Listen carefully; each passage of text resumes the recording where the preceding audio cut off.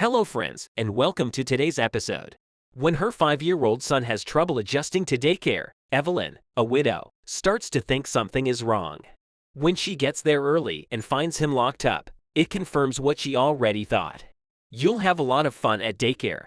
Evelyn smiled as she gave her young son Jason a bowl of mush. Are they going to sing my song? Jason spoke up. Yes, honey, I'm sure they will. I think they take turns singing everyone's favorite song, and you'll also learn a lot of new songs. Jason made a face, and Evelyn's nervousness, which she was trying so hard to hide, went up a notch. Evelyn wanted her child's first day at daycare to go well, just like every other mother, but she had her worries. When it came to things like his favorite song, Jason could be very sensitive and picky.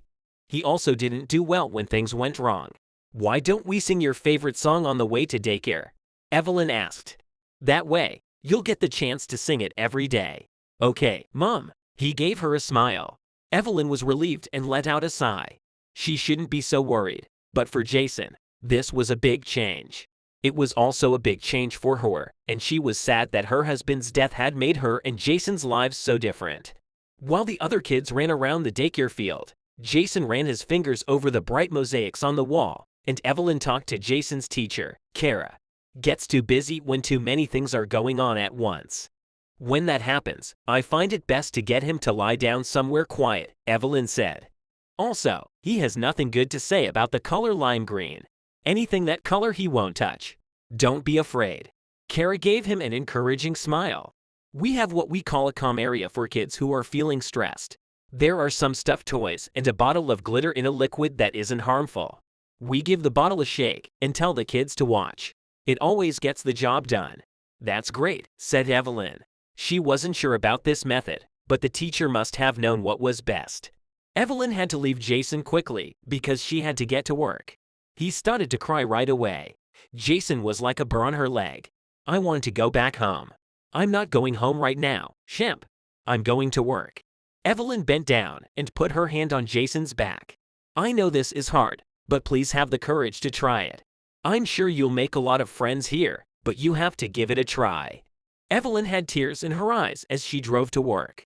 Jason wouldn't let her go, no matter how hard she tried, so Kara had to help her pry the child off her leg.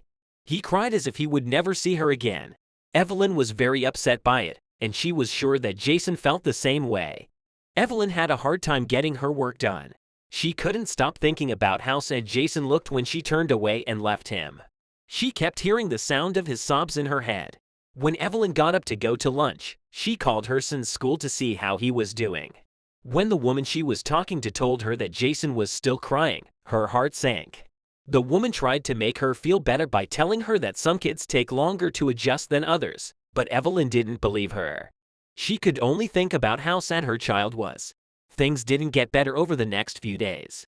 Every morning, it got harder to get Jason into the car so he could go to daycare. He would say that his ankle or gut hurt. Once, he put his arms around the railing of the stairs and wouldn't let go. Mother and son's mornings were quickly turning into a nightmare of stress and chaos. Evelyn needed a break from their horrible morning routine, and the weekend came just in time. The two of them cuddled up on the couch and watched cartoons for most of Saturday morning. Evelyn took Jason out for ice cream in the afternoon. Evelyn hoped on Sunday that her son would have a better week. She could never have imagined that the worst was still to come. I don't get it, Jason. Why did you hit that boy? Evelyn looked in the rearview mirror to see her son. His tears had made his eyes puffy. You know that we never hit other people. He had green hands, Mom, Jason sobbed, and he was going to touch me. What did you see that was green, Jason? Evelyn asked. I don't understand. Had he been touching something green? Paint? Jason yelled and hit his head against the seats in anger. No, Jason, stop doing that. Evelyn kept looking at the road ahead and then back at her son in the car. Don't do that, baby, you might hurt yourself. But Jason could not be comforted. Even though Evelyn tried to sing his favorite song, it didn't help. When they got home, he ran to his room, climbed into his closet, and stayed there until dinner with his toy giraffe. Evelyn wondered if something was wrong with her son Jason as she watched him eat his macaroni and cheese one noodle at a time. Maybe the daycare wasn't as good as it seemed. Maybe Jason didn't want to go back because something bad happened there. The next day, Evelyn chose to pick Jason up from daycare early. As soon as she got out of the car, she knew something was wrong. Jason was crying out. Evelyn ran right into the building. Even though the woman in the front room tried to stop her, Evelyn didn't even slow down. She went where her son's screams, which were accompanied by a steel rattle, led her. Evelyn's heart was filled with fear as the sounds got louder. Where was her little one? Now, more workers had shown up. Evelyn's arm was grabbed by a teacher, but she shook the man off. She ran down a hallway, and what she saw there made her very angry. Jason's fingers were stuck through the bars of a gate that was used instead of a door to close off one of the rooms. He was crying and screaming all the time as he pulled on the door to get out. "What in the hell have you done to my son?" Evelyn yelled as she went up to the staff members who were standing by the door. "Let him get out of there right now. Mrs. Madison, this isn't as bad as it looks." The male teacher who had earlier grabbed her came up with a bunch of keys. "We did this to help protect him. I'll have to watch out for you if you don't free him." Evelyn made fists with her hands. She would do anything to protect her son. There was no line she wouldn't cross. Once Jason was free, the male teacher said, he was trying to get out of the daycare.